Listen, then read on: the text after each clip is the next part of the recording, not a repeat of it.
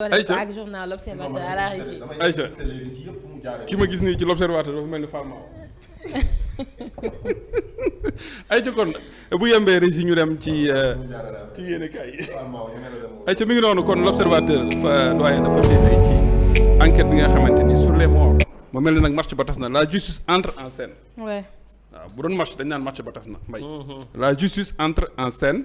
Selon des informations exclusives de l'Observateur, le ministre Ousmane Diagne a formellement saisi le procureur général par courrier, lequel a été transmis selon la voie hiérarchique jusqu'au procureur de la République près le tribunal de grande instance de Dakar, Ibrahima Ndoye.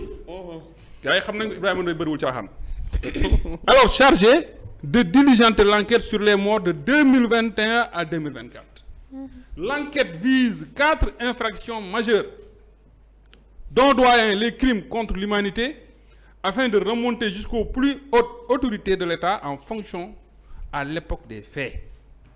tey l'Observateur loolu la xëy rek muy lu doy waar. L'Observateur ñëw na également ci marche bi nga xam ne pacifique à Ourossogui. ñu jëm la ko ci le Fouta qui se mobilise fortement pour la libération de Farba.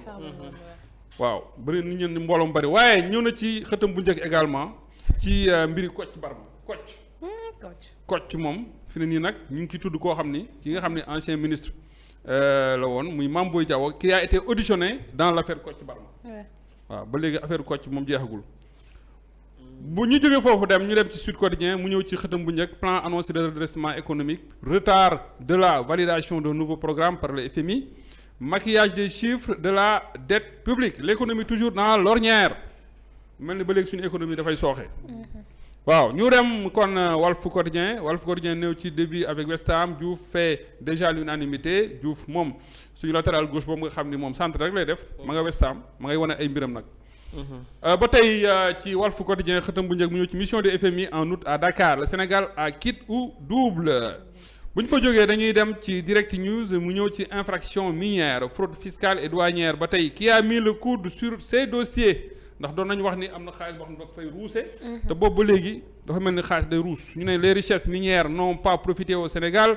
Les régimes précédents percevaient des montants dérisoires en termes de redevances. Alors dès sa prise de pouvoir, l'actuel régime a fait l'état des lieux. Ainsi, des irrégularités ont été notées et des sociétés minières sans décret qui s'adonnaient à l'exploitation minière ont été épinglées. Nous également mu ne la douane sénégalaise a même fait un rapport accablant sur des fraudes douanières incriminant certaines sociétés minières à hauteur de plus de 600 milliards de francs CFA. Mais un montant dont le Sénégal a vraiment besoin. Nous également ci mu ne depuis un certain temps, on ne parle plus de ces dossiers liés aux infractions minières. Pour fraude fiscale et douanière, c'est comme si on n'en fait plus une priorité alors qu'on est en train de soumissionner pour chercher de l'argent sur le marché financier de l'UEMOA. mu nekk lu doy waar. bu ñu fa jógee ñu taxaw ci populaire. Vox Populi mu wax ci problème foncier. Violent affrontement à Soussung entre jeunes et gendarmes. À l'origine de la vive tension, le projet d'installation d'une carrière de basalte mu mel ni foofu dafa am ay jeunes yu ñu fa jàpp. Pastef Ndiaganiao prône le dialogue et la concertation.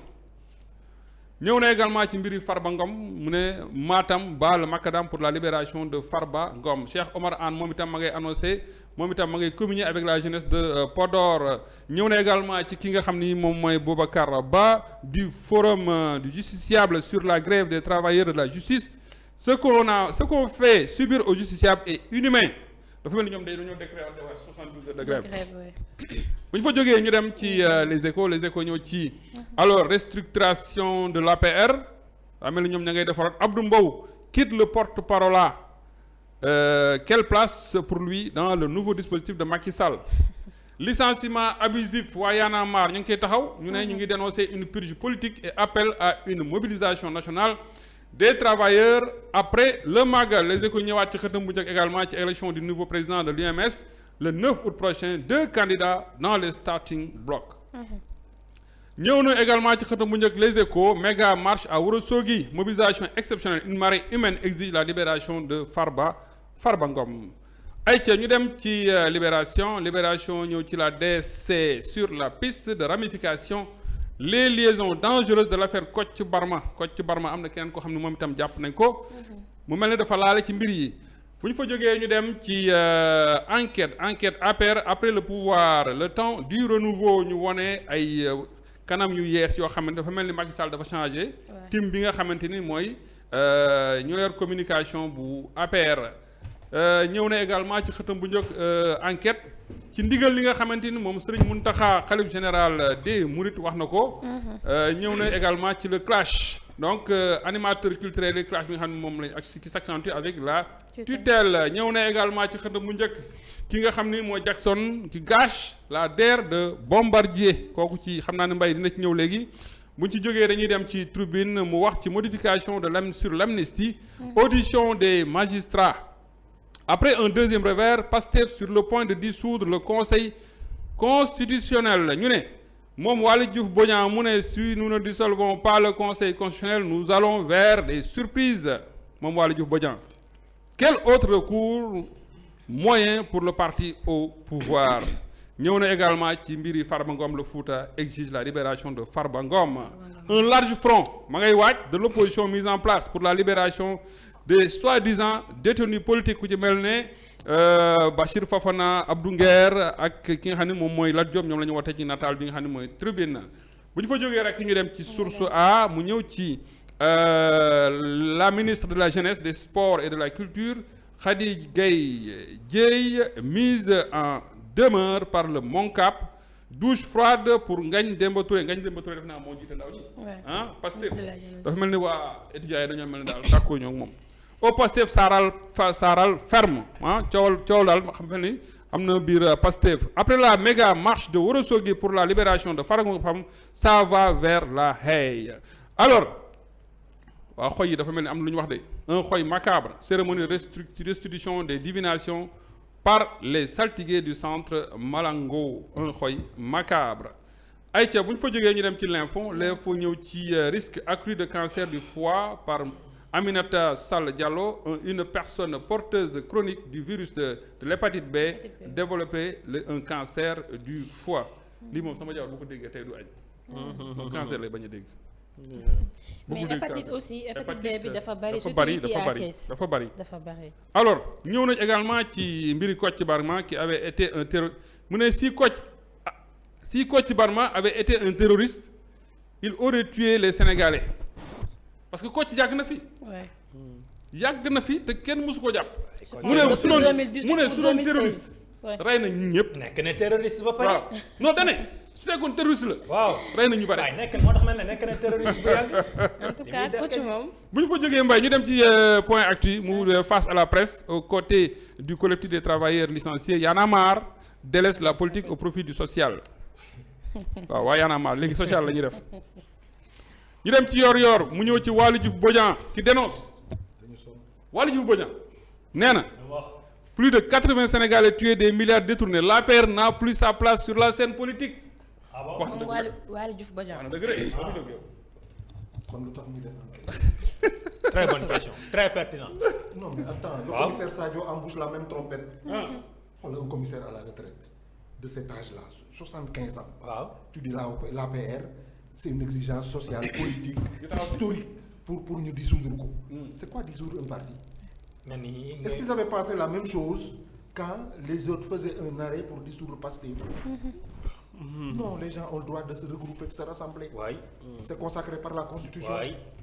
defuñu dara lu tax ñu war a dissoudre APR wala leneen ku def nag. tu dois être soumis à l'exigence de transparence qui est recherchée dans ces enquêtes.